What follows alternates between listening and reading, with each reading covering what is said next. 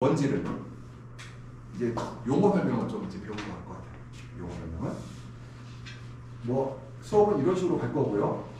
아마 오늘 못하고 다음 주까지 해야 될 거예요. 여기 내용. 시설의 구조에 대한 이해가 됩니다. 일단 집에 볼게요.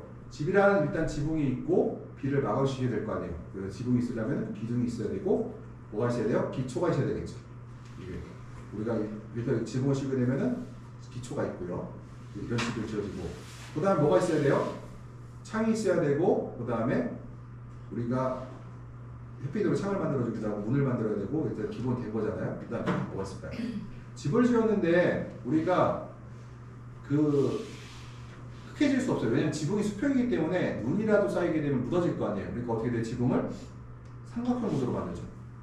그러니까 지금 우리나라에서 옛날에 지은 걸 보면은 옥상을 이렇게 평평하게 한 옛날 집들 있잖아요. 그거 어때요? 그런 집들은 방송공사로 돈이 엄청 들어가죠. 방송공사한테. 우리는 그래서 지금 새로 짓는 집들은 개주택 어떻게 해요? 삼각형으로 짓고 있죠. 보면은. 그리고 옛날에 지었던 집, 요 파란 평평하게 지었던 집은 어때요? 다 저거하고 있죠. 그리고 2, 3년에 한 번씩 FC가 다 전부 다 맨날 공사하고 있잖아요. 방수 처리. 그거 안 하면 물 다 해버리니까. 그래서 요새 새로 짓는 건 지붕을 만드는데 역시 온실도 지붕이라는 거죠. 석가래가 뭐예요, 여기서? 석가래는 이제 지붕 하나 만들 때 하나 만들어가니까 석가래가 뭐예요? 이렇게 지붕 경사진 것들 이렇게 맞닿는 걸 석가래라고 하죠. 석가래만 갖고 있으면 힘이 안 받죠. 우리가 뭐래요? 여기다가 돌이라고 해서 바깥쪽에 돌이 되어 있지만 여기도 돌이가 있고 여기 위에 있는 돌이를 뭐라고 해요? 가운데 있는 돌이를? 그리고 용마루라고 하죠. 머리 여기 있는 용마루. 그래서 이걸 또 돌의 일종이 전부 다. 돌을 만들고. 그 다음에 우리가 콘크리트를 덮고 뭐 바닥에 이제 콩을 깔아도 이제 쓸이 올라오기 때문에 비를 깔죠. 우리는 비를 못 깔아요. 비를 까죠. 그러면은 여기서 이제 우리가 이제 온실과 집은 차이가 없다고 보면 될 것 같고요. 대신에 차이가 없는데 이제 식물이 사는 곳은 식물은 이제 우리는 사람은 이제 탄수화물을 먹고 살지만 식물은 빛을에서부터 에너지를 구하니까 우리가 될 수 있으면 투명한 플라스틱이나 유리를 이용해서 우리가 지붕을 만들죠. 광이 잘 들어가려면. 그러면은 우리가 온실 건축비는 주택보다 뭐 저렴하다고 할 수가 있어요. 왜냐하면 주택은 뭐 요새 어제도 봤더니 평당 건축비가 800에서 뭐 고급으로 지면 1000만 원까지도 나온다고 해서 1000만 원 이상도 나올 수가 있대요. 그래서 아파트 건축비가 땅값 빼고 한 800만 원 지금 잡고 있는 것 같더라고요. 800만 원. 근데 우리가 온실 같은 경우는 50에서 한 100만 원 정도면 지을 수가 있을 거예요. 아마 여기서 계신 분들은 아마 50에서 100만 원 사이에 온실 지을 건데 그래서 이게 이미 기본적인 온실 지었다고 그러니까 온실은 인간이 만든 건축물 중에서 가장 싼 건물이라고 볼 수가 있겠어요. 그러면 기초가 있고 여기서 이 기초의 중요성에 대해서 얘기를 하나 들어볼게요. 어떤 분이 이제 이쪽에 전주 완주 쪽에 계신 분인데 딸기 온실을 이제 어떤 온실을 인수를 했어요. 1-2W 온실을 인수를 해서 거기다가 자기는 겉털을 지면에서 올리는 겉털을 사용하지 않고 행인 겉털을 이용하셨대요. 걸고 싶대요. 여기다가. 그래서 트러스를 넣으면 어떻게 했느냐 이 얘기를 하더라고요. 트러스를 그러면은 어떨까요? 될까요? 1-W 온실에 트러스만 넣으면은 행인을 달 수가 있을까요? 구조를 좀 고치면? 안 돼요. 뭐가 때문에 안 될까요? 바로 이 기초요. 이 기초 때문에. 왜 기초 때문에 안 되냐면 우리가 온실을 1-W 지을 때 사람들이 어떻게 해요? 될 수 있으면은 저렴하게 지으려고 하죠. 그러면 우리가 행인을 하려고 하면은 우리가 폭이 80cm에서 높이가 60cm 정도, 그러니까 아니면 폭이 60cm의 길이가 80cm 정도 되는 기초를 만들어야 되는데 이게 일반 1-W 온실은 그렇게 지은 적이 없어요. 거의 다 요만한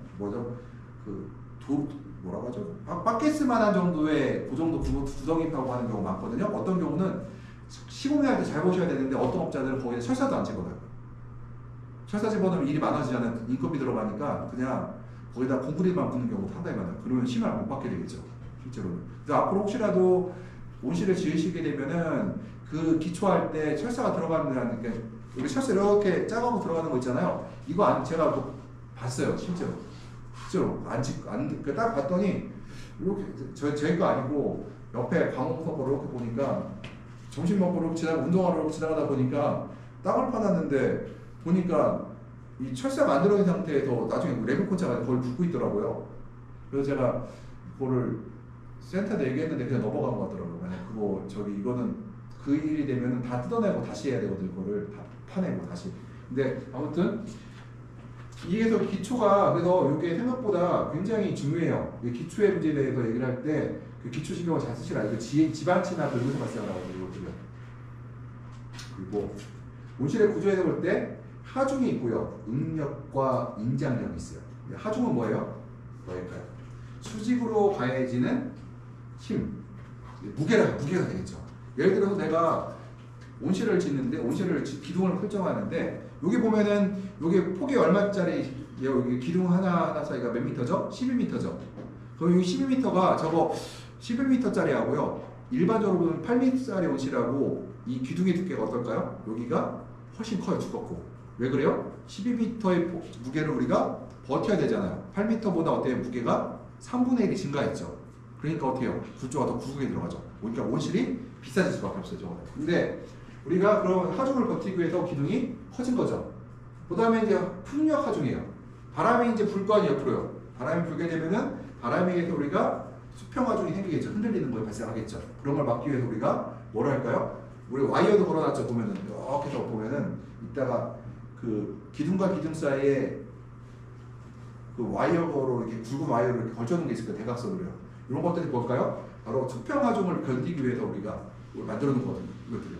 이게 와이어가 이상하게 시험을 못 받을 것 같잖아요. 근데 못 받는데 그게 어떤 역할을 하냐면은 얘가 팽팽하면 될까 안 될까? 이 와이어가 대각선을 걸어놓은 와이어 보셨죠? 저기 가보면.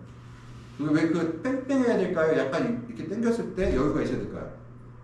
여유가 있어야 돼요. 왜 그래? 바람이 탁 치게 되면은 이렇게 했다가 탁 돼야 돼요. 이게 버티면은 안 돼요. 살짝 들었다가 다시 복구하는 게 다시 딱 당겨져서 원상 복귀하는 역할을 하거든요. 이건 바로 수직하중과 수평하중이라고 하고요. 바로 응력은 뭐냐면은 응력이 중요하죠. 뭐예요? 우리가 압축할 때 생기는 앞에 갈 때 부재니까 압축하게 되면 바로 우리가 응력이라 해서 바로 밖으로 나가는 것들이 돼요. 이런 내가 버티는 힘이죠. 압축력과 인장력이 바로 내가 온실이 버티는 힘이라고 할 수 있어요. 그러니까 인장력과 하중보다 작으면 부재 응력이 하중보다 작으면은 변형이 생긴다. 부러지거나 쉰다는 거죠. 이것들이. 그러니까 하중을 많이 버티려면 골격이 튼튼해져야 되고요. 두꺼워져야 되고 그 다음에 유연성도 있어야 되고 바로 인장력과 이런 것들이 인장력 잡아당길 때 생기는 힘, 압축력, 누를 때 생기는 힘 인장력과 압축력이 다 있어야 되는 겁니다. 우리가 쇠를 사용할 때 그 쇠도 종류가 있잖아요. 어떤 거는 단단한 쇠가 있고 어떤 거는 좀 무른 쇠가 있는데 두 가지 같이 사용하죠. 이것들을. 왜냐면은 인장력과 압축력은 다르기 때문에 인장력과 압축력을 다 가진 쇠를 사용하려고 해요. 이것들이. 우리가 이제 부재라는 건 시설을 구조할 때 쓰는 여러 가지 이제 재료로서 부분적인 구조물 뼈대는 부재, 기초, 기둥, 벽보, 바닥, 기둥, 계단이 해당되고요. 탄성은 어떤 재료를 눌렀다가 힘을 제거할 때 원래 모양으로 돌아가는 성질. 그러니까 딱 휘어졌다가 회복되는 거죠. 소성은 이제 어떤 재료를 눌렀다가 힘을 제거했을 때 변형된 모양이 그대로 있는 성질. 휘어지는 거죠. 이거 소성은. 탄성은 휘어졌다 어떻게 돼요? 다시 휘어지는 것 같은데 다시 돌아오는 거죠. 항복점은 뭐예요? 탄성과 소성이 기준되는 거. 어떤 힘이 이상 넘어가 버리면은 이제 탄성이 사라지고 우리가 소성이 돼버려요. 이제 연성이라는 거는 재료가 잘 늘어나는 성질이고 치성은 재료가 잘 늘어나지 않는 성질이에요. 우리가 그래서 요성들이 좋은 것은 일반적으로 우리가 강철이 좋다고 하죠. 강철들. 그래서 우리가 포스맥 같은 이런 것들이 굉장히 좋다고 하죠. 이런 것들 강철들이. 내가 온실의 구성 명칭을 볼게요. 아까 말했던 돌이라고 하는 게 있죠. 돌이. 상돌이가 뭐예요? 바로 메인 지붕의 꼭대기에 있는 돌이 이것들이죠. 돌이는 수평이에요? 수직이에요? 수평이죠. 수평으로. 돌이가 한 개예요? 몇 개예요? 여러 개가 있죠. 돌이가. 그 다음에 중간 홍통이 있고 그 다음에 요거 뭐예요? 대각선 버티마를 우리가 이 중돌이가 있고 그 다음에 바깥돌이가 있고요. 갓돌이라고 하고 갓돌이가 쭉 있고요. 그 다음에 기둥과 기둥 사이를 우리가 스판이라고 불러요. 기둥 사이를. 그 다음에 이거 폭이라고 하고 그랬더래요. 그리고 독립기초가 있고 그래서 이거 보시면서 한번 그다음 용마루 높이가 이게 동고라고 하죠. 동고 높이. 그다음에 이거를 축구 높이라고 하죠. 이걸 보시면서 제가 이따가 카톡으로 올려드릴 테니까 이걸 보시면서 한번 용어를 한번 공부를 해볼 시간이 필요할 것 같아요. 이렇게 갖고 있어야 이제 요거를 하셨나요? 혹시 오셔갖고 온실의 자재 공부를 안 했죠. 그래서 한번 이걸 아셔야 나중에 그 견적서라든가 이런 거 보실 때 도움이 되고 이건 제가 한번 그대로 올려놓으니까 오늘 수업하고 안 되는 건 다음 주에도 연결해서 하려고 제가 뭐 이게 지난번 일주에 있던 사람들은 조금 있다 나갈 분들이라 그래서 제가 일부러 원래 순서는 6기생들은 요걸 해야 되면 안 되고 사실은 이렇게 원래 제가 광, 온도, 그 다음에 습도, 그 다음에 이산화탄소, 그 다음에 환경제어 들어가고 그 다음에 온실로 들어가는데 앞에 분들이 그거 다 들었거든요. 그래서 제가 중간에 먼저 들어갔어요. 그거 더 어차피 조금씩 나가실 분들이라 일단 하고 나가야 돼서 그래서 보게 되면은 지금 요거 보시고 기둥이 기둥 그다음에 지금 버티게 있는 거 X를 말해요. 버티게 있는 거. 폭은 우리가 시설의 폭을 길이는 우리가 뭐 100m 옷을 뭐 200m 옷을 하면 이거 우리가 보통 우리가 길이를 얘기하고 폭은 8m, 12m, 뭐 10m를 우리가 폭이라고 얘기하죠. 그래서 이걸 보고 얘기하면 될 거고요. 그리고 원칙적으로 길이 방향을 만들어지면 작업성을 반영해서 40m, 50m를 우리가 한도로 할 수 있어요. 우리가 온실의 길이를 그러니까 작업 공간을 50m를 초과하지 말라고 얘기를 해요. 왜냐면 인력에 문제가 생기고 양액이 내가 그 양액을 줄 때 공급을 하려고 해도 100m가 넘어가기 시작하면 약간 편차가 더 커지거든요. 그래서 우리가 온실에서는 50m를 넘어가지 마라 원칙이에요. 근데 안 지킬 수도 있어요. 내가 어떤 이유가 있으면. 그래서 예를 들어서 이게 100m라고 하면은 100m예요. 그러면은 중간에 요거 통로를 만들어서 물을 이렇게 주고 작업을 이렇게 하라고 하거든요. 왜냐면은 50m 정도가 오이를 수확하든 토마토를 수확하든 파프리 같은 거 가든 사람이 들어갔다 나왔을 때 작업이 끝나는 시간이에요. 요것들이요. 그리고 물을 줘도 50m 정도까지가 가장 균일하게 들어가거든요. 이렇게. 그죠? 그 다음에 연도 시술, 그 다음에 40에서 50m 하더라고 볼 수 있고요. 연도 시술의 경우는 국도에서 떨어지는 이제 예를 요 빗줄 요게 여기에서 여기 길이가 이게 100m가 되잖아요. 그러면은 9배를 주는데 9배가 예를 들어서 1% 줬어요. 1% 9배라고 주면 어떻게 돼요? 100m가 되면 1m가 되고요. 내가 0.5를 주게 되면 어떻게 돼요? 50cm가 되겠죠. 0.2를 주게 되면 20cm가 되고요. 그래서 이게 그럼 온실의 높이가 달라질 수밖에 없죠. 기둥이 높아지니까요. 그래서 이거를 복부 같은 경우도 여기 보게 되면은 역시 마찬가지로 40에서 50m로 하는데 그러다 보니까 우리가 횡단형 통로나 빗물 흠통을 설치한다. 중간에 빗물 흠통. 그래서 중간에 우리가 40m, 50m 끊어갖고 빗물을 갖다 설치를 해요. 근데 요즘은 새로 짓는 온실들을 캐시는 온실들은 이 사이에 요 보게 되면은 이 기둥이 있잖아요. 40m, 50m마다 요걸 갖다가 바로 우수관을 사용해요. 기둥 자체가 우수관을 사용한다. 우수관을 사용하면 단점과 단점이 있는데 단점은 뭘까요? 에너지의 손실이 기둥 똑같은 거 사용하니까 그걸 우수관을 사용하게 되면 에너지의 손실이 일어나고 바닥에 우리가 우수를 뺄 수 있는 관을 또 묻어야 되겠죠. 단점은. 장점은 온실의 구배를 작게 둬도 돼요. 작게 둬도 물이 잘 빠지겠죠. 길이가 50m를 넘어가지 않으니까 9배가 작아도 이제 9배가 있어도 얘를 내가 0.2를 줘도 어떻게 돼요? 20cm잖아요. 100m면 20cm인데 50cm 끊게 되면 어떻게 돼요? 10cm가 되죠. 우리가 9배가 이게 9배가 큰 게 안 좋아요. 배수로는 좋은데 온실의 온도 편차를 크게 발생하는 주 원인 중 하나거든요. 이것들이요. 그래서 우리가 이제 크기는 이제 정면, 옆면을 이뤄가고 폭, 길이 하고요. 우리가 시설의 표면적은 우리가 얘기를 할 때요. 보온비라고 하는데요. 건평하고 시설의 표면적을 우리가 나눠요. 건평을 볼게요. 시설 면적이 만인데 건평이 바닥 면적이 1000이에요. 그러면 그럴 리는 없지. 시설 표면적은 하여튼 볼게요. 6000이고 편적이 1000이라고 쳐요. 그러면 어떻게 해요? 6분의 1 정도 되죠. 이게 보온비가. 6분의 1이라는 얘기는 보온이 그러면 여기가 1000이고 밑에가 만이에요. 그럼 10분의 1이죠. 건평은 1000인데 표면적이 만이라는 얘기는 10분의 1이라죠. 그러니까 보온이 떨어지가 보온의 효과가 이 숫자가 작을수록 보온의 효과가 나빠지는 거거든요. 커질수록 좋은 거고. 이거는 건평 대비 시설 표면적이 작은 게 그러니까 건평은 1000평인데 표면적이 다시 얘기할게요. 2000평인데 표면적이 그때 해봤더니 건평하고 시설 면적이 했더니 0.2인 게 있고요. 어떤 거는 0.5인 게 10분의 1인 게 있고 어떤 경우는 면적을 5,000평 줬더니 면적이 예를 들어서 아까 10분의 1이었는데 얘는 7분의 1이 됐어요. 그러면은 7분의 1이 10분의 1에 비해서 우리가 통상적으로 얘기할 때 에너지 비용이 한 30% 정도 절약될 수도 있다 얘기를 해요. 빠져나가는데 구멍이 안 뚫려 있으면. 예, 일단 표면적으로 우리가 이제 이렇게 대부분 얘기할 때 난방부엌 계산할 때 제일 중요한 게 표면적이에요. 표면적이 넓을수록 우리가 에너지가 많이 뺏기거든요. 그래서 시설 높이는 동고가 있고 측면 높이는 동고를 뭐예요? 그거 측고라고 하죠. 그래서 우리가 측고와 동고를 얘기를 하고 있고요. 기초는 우리가 목절의 시설 자체의 무게, 적설하점, 후가종을 위해서 견디기도 하고 어떤 경우에는 이제 내가 레일 온실을 청소하는 그 온실 그러니까 지붕 청소기를 설치하는 경우가 있어요. 그럼 설계할 때 지붕 청소기를 넣어야 돼요. 지붕 청소기를 넣게 되면 기초라든가 기둥의 그 철의 그 뭐라고 하죠? 두께가 더 강해지겠죠. 더.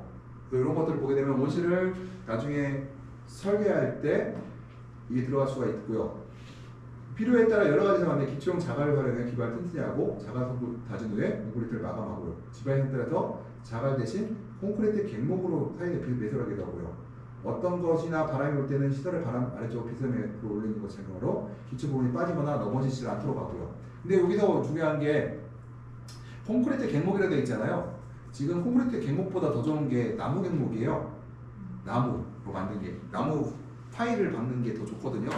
나무는 파일이 뭐가 좋냐면은 땅속에 들어가게 되면은 얘가 변형이 한번 습을 딱 하면서 이게 딱 흙하고 밀착이 돼요. 콘크리트랑 다르게. 그래서 우리가 쇠라든가 이런 걸 이용하는 것보다 나무 파일이 더 좋은데 나무 파일로 요새 못 넣어요. 그 이유가 뭐냐면은 나무 파일 박으려고 하면 나무를 너무 많이 써야 되고 산을 하나 다 베어야 된다고 하더라고요. 옛날에 옥토엔자인 아시죠? 옥토엔자인이 나무 파일 박았는데 제가 듣기로는 그 양이 웬만한 산 하나를 다 벨 정도에 들어갔다고 하더라고요. 그래서 요즘은 나무 파일을 잘 쓰진 않는데 그런 비용 때문에. 그 다음에 기초 종류는 유료온실은 현당면 또는 길이 방향으로 기둥선을 이용해서 연속 기초를 한다. 줄기초라고 하죠. 플라스틱 온실은 독립 기초래요. 그러면은 여기서 유료온실 중간 기둥 연결을 한 부분 기둥은 편리성을 해서 독립 기초를 한다. 뭐냐면은 유료온실도 가쪽은 줄기초가 들어가요. 근데 가쪽은 줄기초가 들어가는데 가운데는 뭐랄까요? 바로 단독기초가 들어가요. 단독기초가 비싸요? 줄기초가 비싸요? 줄기초가 훨씬 비싸죠. 그러니까 줄기초가 들어가는 이유가 두 가지가 있는데 일단 튼튼하다. 두 번째가 줄기초를 사용하게 되면은 내부에서 외부로 뺏기는 열이 줄어들어요. 땅속에서. 예를 들어 줄을 바깥쪽을 빼들어 콘크리트를 쳐버리잖아요. 그럼 내부에 있는 습과 외부의 습이 어떻게 돼요? 교환이 일어나지 않겠죠. 그러면은 그만큼 우리가 외부에가 비가 온다, 외부의 토양이 습하다 하더라도 내부의 습도가 덜 습해질 수도 있고, 그 다음에 지하부의 습도가 바로 열이 바깥쪽으로 빠져나갈 때 하나의 경계선이 있기 때문에 이걸 넘어가서 간다고 하면은 한번 거기서 또 걸러주는 방을 해요. 줄기초를 우리가 튼튼하기도 하고 에너지에 효율적으로 하는데, 그러면은 플라스틱 온실에서는 왜 독립기초를 할까요? 첫 번째, 가볍다. 두 번째, 그냥 기초 그만큼 튼튼할 필요가 없겠죠. 그 다음에 콘크리트 온실, 그러니까 플라스틱 온실이 시공비가 싸요. 그러니까 싸니까 어때요? 돈이 없겠죠. 돈이 없어서 하는 거예요. 한마디로 해요. 줄기초가 좋은데 돈이 없으니까 내가 돈을 아끼려고 하는 거죠. 내가 줄기초가 좋다 이거예요. 다 에너지 절약도 되고 다 좋은데, 그래서 이거 그리고 온실에 하는 거는 우리가 생각할 때 짓는다고 생각하는데요, 올려놓는다고 하는 게 맞아요. 온실은 땅 위에 올려놓는 겁니다.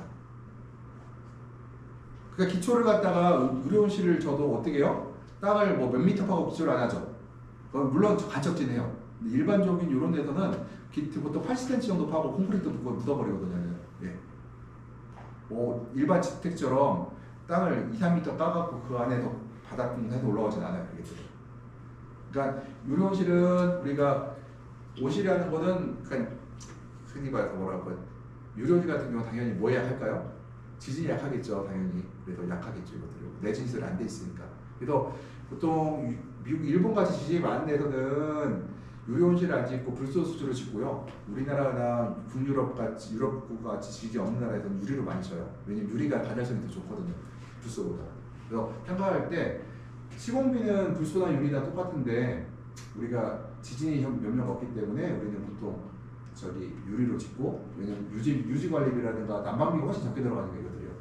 그래서 기둥이라는 거는 우리가 하중을 받치는 거죠. 기둥은 위에 거를 받치는 것들이에요. 그래서 보면은 석가래 도리는 뭐예요? 도리가 아까 수평으로 한 게 도리라고 했죠. 수직은 기둥이고, 도리는 뭐예요? 이 전체를 도리가 이 무게를 받고 있죠. 이 무게가 골골 퍼져 있죠. 요거를 기둥이 점에서 받고 있는 것들이에요. 도리는 수평, 기둥은 수직. 용마레는 뭘까? 상도리. 갓쪽은 우리가 갓도리라고 불러요. 중간에 도리들을 들어있고, 모든 온실은 다 도리가 있고 기둥이 있어요. 기둥과 도리의 합치기 여기들이요. 그러면은 기둥이라고 하면은 이제 수직재를 얘기하는 거, 석가래 이어지는 측기둥, 영동곡부의 홍기둥. 영동곡부가 어딜까요? 바로 영동곡부가 여기가 홍기둥이죠. 각각 측기둥. 그 다음에 여기가 수평기둥, 대각선이 제일 두꺼운 기둥. 우리나라에 요거 기둥은 없는 것 같아요. 현재는. 옛날에 있었는데. 그 다음에 기둥을 얘기했고요. 또 우리가 이런 도리를 갖추는 것들을 얘기할 수가 있고요. 색기둥 같은 경우는 측면에 사이기둥이라고 해서 요거는 플라스틱 온실 같은 경우가 있는데, 저기 유료 온실에서는 이거는 없어요. 보라는 거는 아까 말씀드린 수직재에 대한 보는 수평 또는 이에 가까운 그런 부재, 희열에는 직각 또는 경사의 하정을 받는다. 있고요. 석가래 같은 경우는 우리가 이제 상도리, 중도리, 갓도리가 있어서 아까 수평으로 된 것들 얘기하고요. 우리가 지붕은 이제 보통 합장의 모양, 그러니까 이게 손바닥으로 이렇게 마주치고 있는 것들이 있고, 우리가 이거는 모양에 따라 지붕의 구배가 결정된다.